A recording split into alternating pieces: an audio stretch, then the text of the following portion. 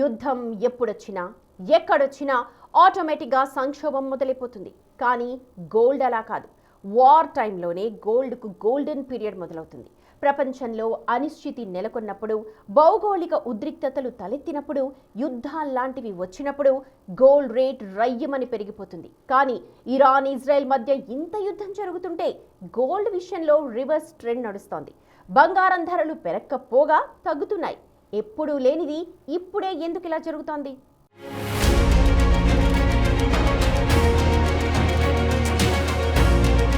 బంగారం రేట్లపై యుద్ధం ఎఫెక్ట్ అస్సలు కనిపించట్లేదు. పసిడిపై ఇన్వెస్టర్లు ఆసక్తి చూపించట్లేదు. ఇంతటి అనిశ్చితి ఆందోళనల మధ్య కూడా బంగారం రివర్స్ ట్రెండ్ లో పయనిస్తోంది. బేసిక్ గా ఎప్పుడు యుద్ధాలొచ్చినా బంగారం రేట్లు పెరుగుతాయి. అనిశ్చితి కాలంలో సురక్షితమైన ఆస్తిగా భావించే బంగారం ఈసారి వ్యతిరేక దిశలో కదిలింది. రేట్లు పెరక్కపోగా తగ్గుతున్నాయి. పశ్చిమాసియా యుద్ధం, భౌగోళిక రాజకీయ ఉద్రిక్తతలు ఉన్నప్పటికీ బంగారం ధరలు తగ్గుతున్నాయి. సాధారణంగా ఇలాంటి పరిస్థితులు వచ్చినప్పుడు గోల్డ్ సేఫ్ హెవెన్ అని ఇన్వెస్టర్లంతా పెట్టుబడులు పెడతారు. కానీ వాళ్లే ఇప్పుడు బంగారాన్ని దేనికోసం పట్టించుకోవట్లేదనే చర్చ జరుగుతోంది. ఈ ప్రతికూల ధోరణికి బ్రాడ్ రిస్క్ ఆఫ్ సెంటిమెంట్, బలమైన యుఎస్ డాలర్, లాభాల బుకింగ్ ర్యాలీలే కారణమని నిపుణులు చెప్తున్నారు. లాంగ్ టర్మ్ ఫండమెంటల్స్ ఇప్పటికీ విలువైన లోహాలకు మద్దతిస్తున్నందున ఇది స్వల్పకాలిక సర్దుబాటంటున్నారు.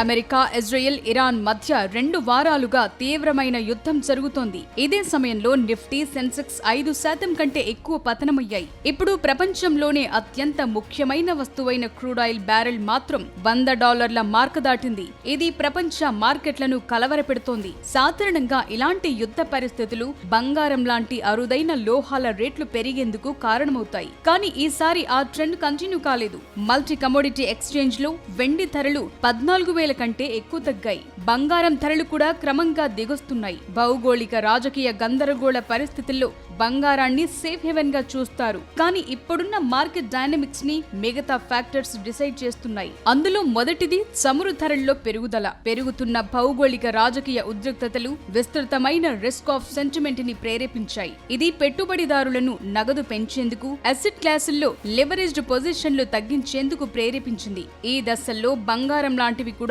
స్వల్పకాలిక అమ్మకాల ఒత్తిడిని ఎదుర్కోవాల్సి వస్తుంది. ఎందుకంటే పెట్టుబడిదారుల మార్జిన్ కలలను తీర్చేందుకు పోర్ట్ఫోలియోలను రీబ్యాలెన్స్ చేయడానికి హోల్డింగ్లను రద్దు చేస్తారని చెప్తున్నారు. ఇక అమెరికా డాలర్ బలోపేతం కూడా గోల్డ్ రేట్లు పడిపోయేందుకు కీలక పాత్ర పోషించింది. ప్రపంచ అనిశ్చితి కాలంలో మూలధనం తరచుగా డాలర్, యుఎస్ ట్రెజరీలోకి ప్రవహిస్తుంది.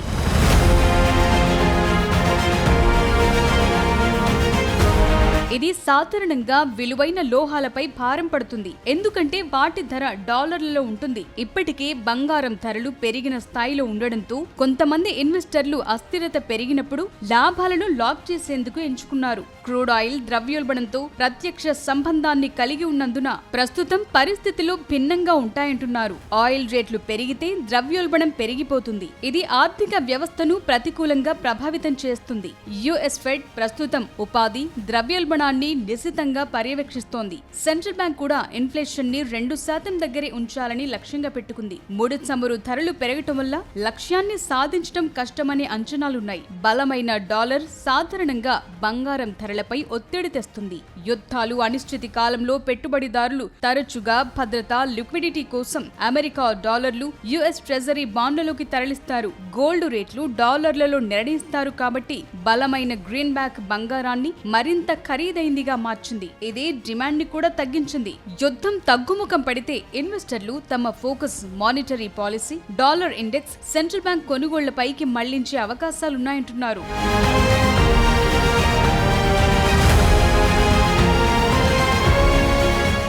ప్రపంచంలో గందరగోళ పరిస్థితులు తలెత్తినప్పుడు, స్టాక్ మార్కెట్లో పతనం కొనసాగుతున్నప్పుడు అంతా సేఫ్ హెవెన్గా బంగారంపై పెట్టుబడులు పెడతారు. కానీ ఇప్పుడు అలాంటి పరిస్థితి కనిపించట్లేదు. వార్ వచ్చినా బంగారం బేజారైపోతోంది. గోల్డ్ ఇప్పుడు ఎందుకు సేఫ్ హెవెన్ కాదు? బంగారం ధరలు ఇంకా దిగొస్తాయా?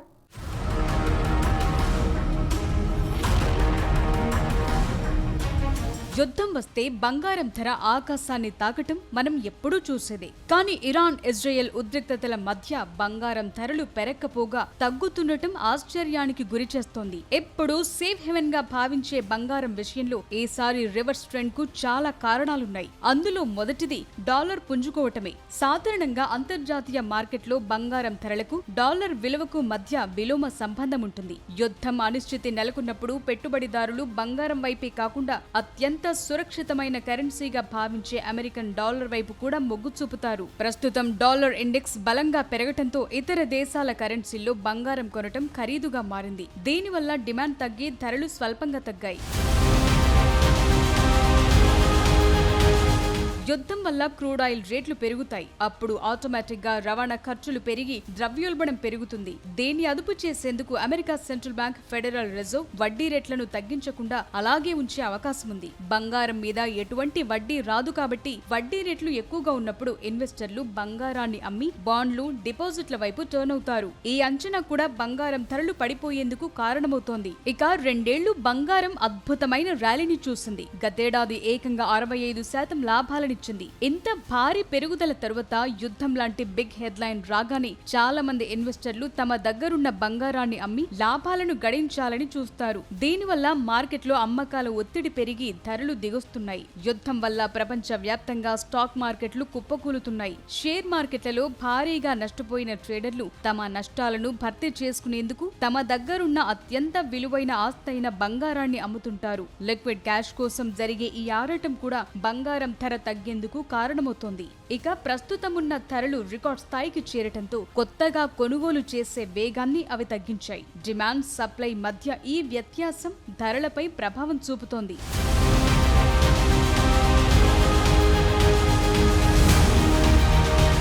బంగారానికున్న క్రేజ్ ని బిట్ కాయిన్ లాంటి డిజిటల్ అసెట్స్, వెండి లాంటివి కూడా కొంతమేర దెబ్బతీస్తున్నాయి. ఇప్పుడు ఏఐ, ఎలక్ట్రిక్ వాహనాల వాడకం పెరగటం వల్ల రాగి, వెండికి డిమాండ్ పెరిగింది. ఇన్వెస్టర్లు కేవలం భద్రత కోసమే కాకుండా గ్రోత్ కోసం కూడా వీటిని ఎంచుకుంటున్నారు. అందువల్ల కొంతకాలం పాటు బంగారం ధరల్లో హెచ్చుతగ్గులుంటాయని చెప్తున్నారు.